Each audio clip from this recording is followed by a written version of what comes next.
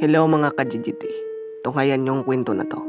Nangyari ito sa ating kababayan na isang Grab driver.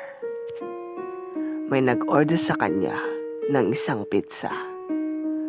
At ang sabi dito sa nag-order, ipadala daw sa Berengan, Samar. At pumunta sa Samar.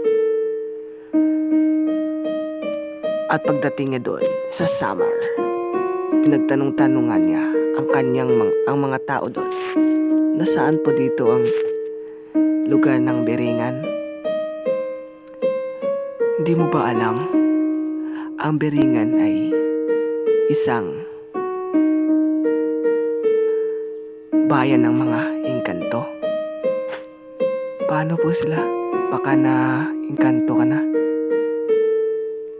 Baka nga. At bumalik na sa kanyang bahay. Ngunit hindi niya pa rin malilimutan ang nangyari sa kanya.